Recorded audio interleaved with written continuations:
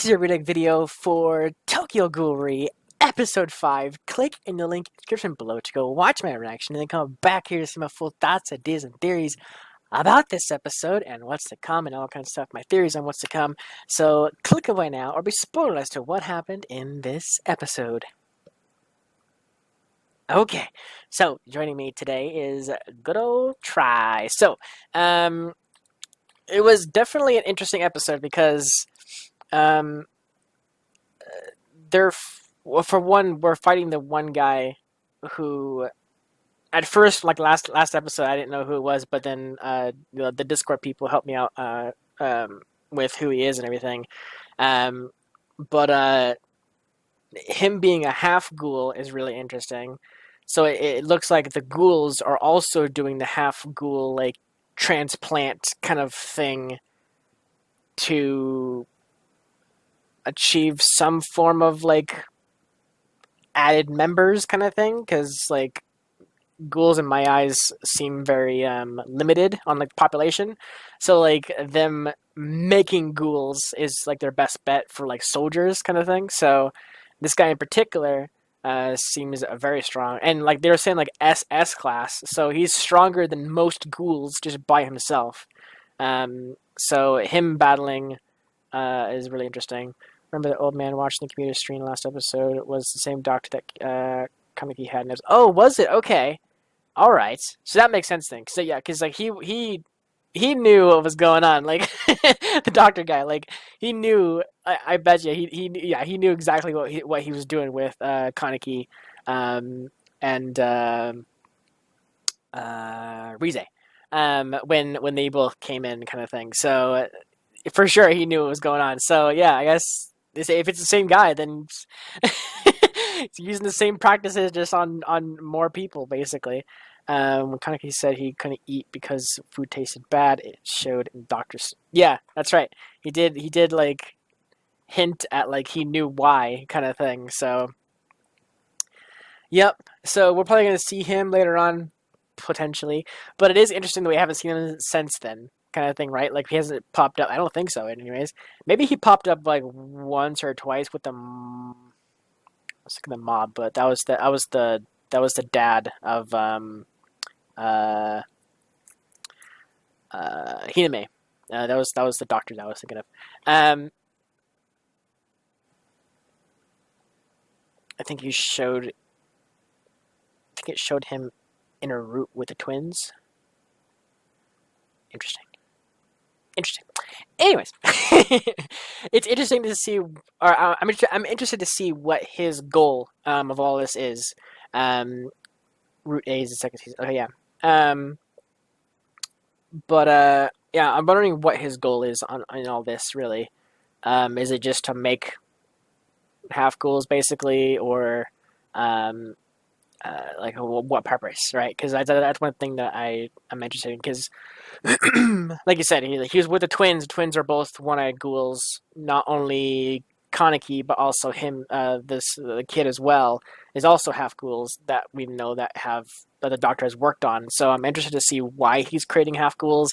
If it is for like a personal army, or just like experimentation, or like I don't know. I'm not sure. Like some kind of like motive beyond anything, but having two creations that he created, the Doctor created, fight each other right now is really interesting. So I'm wondering if Kaneki has the power to defeat or make it a draw, or something like that in this battle.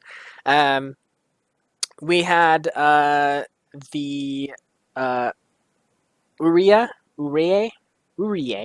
him and Juzo just absolutely slaughtering like ghouls like down in the basement, who were not like fighting back. Well, I mean, some guards were, but like ultimately there was a lot of ghouls there that did not fight back. Like they were just like trying to get out of there as fast as possible. So it was like it was a bloodbath basically. Like having Juzo there alone is like stronger than any ghoul they had there, like defending them, because like the guards were like just like their cannon fodder. Like you just kind of rip through them easily. But not only Juzo, but also having Urie there as well, like in his upgraded form, trying to impress like the upper generals or whatever of the CCG. Um, Having both of them there is absolute like bloodbath. Like there's nobody left like to, well, except Madam, who is like seems to be the upper hand or whatever like that. But all the people defending the ghoul people there in the basement all wiped out very easily. Even the patrons and everything of the ghoul patrons were all wiped out as well. So Madam looks to be the only one left, maybe a couple more guards, but it seems like she's the only one left down there right now. Um, and Juzo has to step up to the plate to fight her because that was a big thing. Like they saved Juzo from her in season one. So I'm interested to see how that plays out and everything, and if any kind of like feelings crop up because of it or whatever. So I'm interested for sure. I mean, what else is happening? I mean, just like there's people dying. A Nutcracker killed a bunch of people. The one guy, the one guy who like fell out the window, and he's like thinking like he's like holding himself, whatever. He's like, I'm gonna die, and then like he hit a bunch of trees. I At that moment in my reaction, I was like, he's not dead. He's in trees. He's fine. And then later on, we see him. He's like on the ground, like dumbfounded, like that. He survived. This is like, it's so freaking funny. It's so hilarious. But yeah, so Nutcracker, I guess, what did they say, S rating for her? Is Nutcracker S? I can't remember if Nutcracker was or she was like a little bit lower. Yeah, she went from A to S. Okay, yeah. Oh yeah, that's right. Because she wiped out the group, she advanced in rank. That's right. Yeah. The guy got interrupted. The guy who was originally spouting all the information about her before he died, kind of thing. He was about to say like that basically, but I guess the people, the higher ups, they kind of understood what he was saying. Then he got his nut cracked. Yep. Yep. So it looks like some ghouls can actually lay traps, which is really interesting. That's something new. So, like for instance, Nutcracker, she had a thing in the ceiling that erupted out, that stabbed through somebody's leg to pin him there, basically. But not only that, but there was another person we haven't seen yet who dragged away the assistant of Gourmet. He was literally about to die, or whatever. Like, well, maybe not die, but like captured, or whatever, versing the Clink Squad. But then like the Roots just started coming in and grabbed him and yanked him, and then like covered the exit, kind of thing. And apparently that was a Kagane, I guess is what they were saying, right? It was like a disconnected Kagane that was like almost like pretty much like a trap kind of thing. So just like the Nutcracker, but like different in style, of course. So I think it's pretty much wrapping up this like operation. I feel like we maybe have like an episode or two left, like in this like operation. We have Madam to deal with, and we have the SS kid to deal with as well. And then that's it. Nutcracker too, but they may or may not go after her. I'm not sure. So we have like those two battles are like the two main ones. Everyone else pretty much ran away, or is like retreating, or whatever. So yeah, I feel like maybe like one or two more episodes of this like operation, and then going back to hunting down other ghouls or hunting down the people who ran away from this event, tracking them down, whatever, trying to see who's still alive, who's not alive, that kind of thing.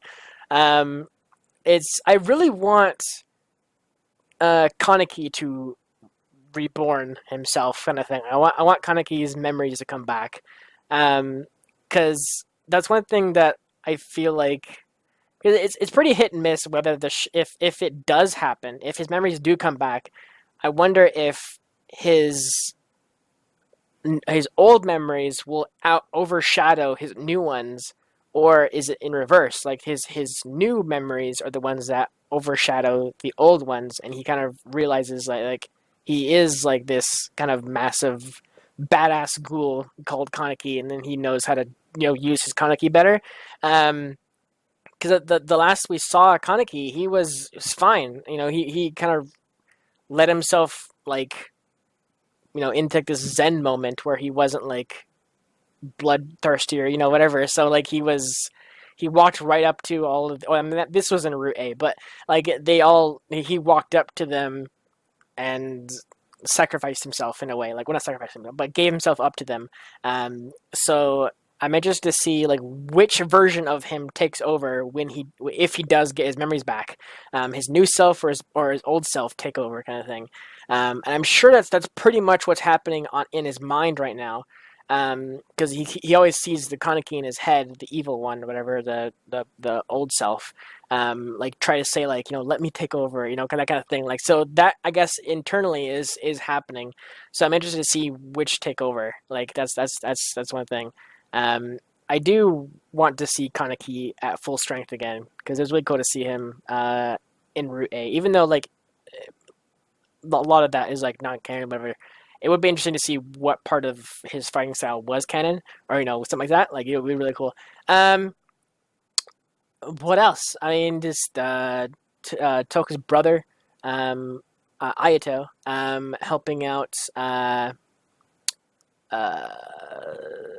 don't remember his name, and I probably will never remember his name. But the guy in the white suit who had the twins, helping him out and everything after his fight with Juzo and everything. Naki? Interesting. I remember seeing him in past seasons and everything. So I remember his character definitely. But yeah, I feel like that's pretty much the episode. Is there? I mean, there's probably more that I'm forgetting. Yeah, obviously, Urie and Natsuki attempting to retreat, but then Urie changing plans and wanting to go prove himself, which I think is a horrible plan. Not only is because he's getting eaten by Madam right now, but also because I feel like he's going to get somebody killed. But with like the way he's trying to prove himself, 100%, I think he's going to get somebody killed on his team at some point, or hurt very badly, kind of thing. Yeah, that's pretty much the guy. Yeah. So, do you remember anything in the episode that I forgot to talk about? I feel like I covered most of everything. I feel like in the battle between Kaneki and the double S half ghoul guy, I feel like Kaneki might like break through and like win that battle. Not entirely sure. I can definitely see Kaneki winning, but I can also see it being a draw. But I can also see it be like him like losing, but unlocking his inner self to then win, kind of thing. That's kind of like what I'm thinking of. I think it's about it. Love how that dude chose to let Kaneki solo an SS vehicle. Yeah. Yep. He's like, he takes one look at the monitor because like they were saying like this guy's stronger than S or like that, and the guy like looks in the monitor, like takes one look at him, he's like, "Yep, he's an SS. All right, Kaneki, he's all yours." It's like Jesus Christ. So I wonder if he knows about Kaneki, the guy overwatching the whole operation. I wonder if he knows the true nature of Kaneki and like knows that he once was like one of like the top rated ghouls kind of thing. Maybe not top rated, but he was up there and like very like high ranking like ghouls that caused a lot of problems for the SSG or CSG. So I'm interested to see if he knows everything about Kaneki and he thinks this might be almost like a trial kind of thing to test his power and see if he can kind of evolve. Maybe, I don't know, I'm not sure. Remember when he lost control before the people who took him down knew he was former SS ready to go? Yeah. It's gonna be interesting for sure. Because I'm not sure if everybody knows in the CCG or just like a set number of people. Because I can understand like the higher ups knowing, but like if every SSG member knows, like they're like it's like part of their training is like, hey, look, there's a guy called what was his fake name? Hize. No, wait. Where's my note for him? What the heck? Heise? That doesn't seem right to me. Heise? That's his fake name? Kaneki's fake name? Okay, Sasaki's the name that I wrote down. Okay. Anyways, um, it's probably something like, watch out for this guy because he used to be a top-rated ghoul, and probably stuff on how to fight him if he does turn bad, that kind of stuff. Like you did.